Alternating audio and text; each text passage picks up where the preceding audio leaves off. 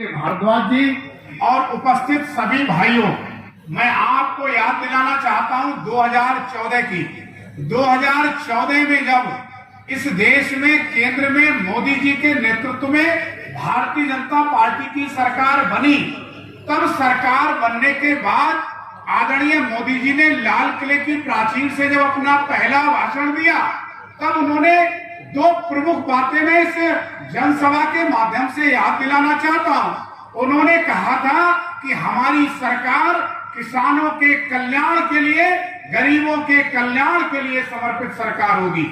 और जो दूसरी बात उन्होंने कही थी, उन्होंने कहा था कि हमारी सरकार सबका साथ सबका विकास के आधार पर काम करेगी। आज हमारी सरकार के लिए, मोदी जी की सरकार के लिए 10 वर्ष पूर्ण हो चुके हैं और मैं पूरी जिम्मेदारी से कह सकता हूं, हमारी सरकार ने बगैर किसी भेदभाव के, बगैर किसी पक्षपात के, जाति धर्म से ऊपर उठकर सरकार की जन कल्याणकारी योजनाओं का लाभ पात्र व्यक्ति तक पहुंचे, ये सुनिश्चित करने का काम किया।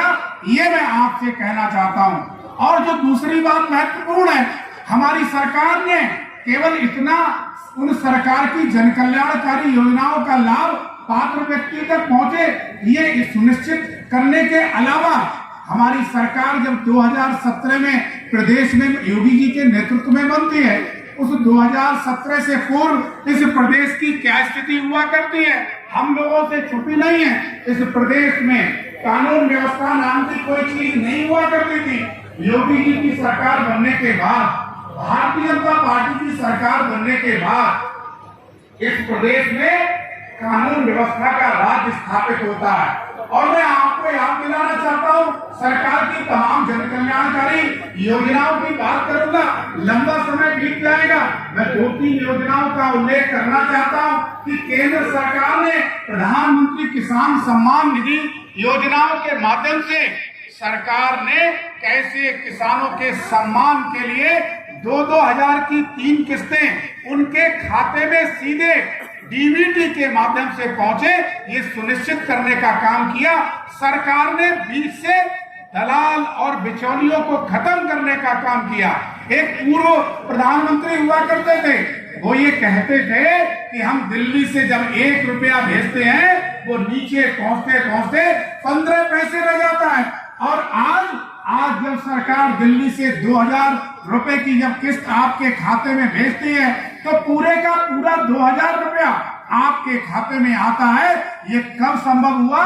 जब मोदी जी की सरकार केंद्र में बनती है। इतना ही नहीं, दुनिया की सबसे बड़ी मेडिकल सुरक्षा की गारंटी देती है योजना, आयुष्मान कार्ड योजना के माध्यम से 5 लाख रुपए का इलाज मुफ्त कराने की ऐसी बड़ी योजना हमारी सरकार लेकर आई। और अभी इतना ही नहीं, हमारे संकल्प पत्र जो अभी इस लोकसभा के चुनाव के लिए आया, हमारी सरकार ने घोषणा की कि 70 वर्ष से ऊपर का कोई भी व्यक्ति, चाहे वो किसी धर्म का हो, किसी जाति का हो, कोई बड़ा हो छोटा हो, हर व्यक्ति के लिए हम आयुष्मान योजना से जोड़ने का काम करेंगे। ये हमने अपने संकल्प पत्र में कहने का काम किया। मैं आपसे कहना चाहता हूं कि जब हमारी सरकार ने कोई भेदभाव, कोई पक्षपात नहीं किया, तब मैं आपसे इस मंच के माध्यम से अनुरोध करना चाहता हूं कि आने वाली 7 मई के लिए भारतीय जनता पार्टी ने इस बार इस लोकसभा से अपने एक सामान्य कार्यकर्ता के रूप में जिसने अपना राजनीतिक यात्रा प्रारंभ की, आज उस सामान्य कार्यकर्ता के लिए भारतीय जनता पार्टी ने टिकट देकर उसे चुनाव लड़ने के लिए आपके बीच भेजने का काम किया है। और ये केवल भारतीय जनता पार्टी में ही संभव है। इसलिए मैं आप सबसे कहना चाहता हूं, आप सब लोग आने वाली 7 मई के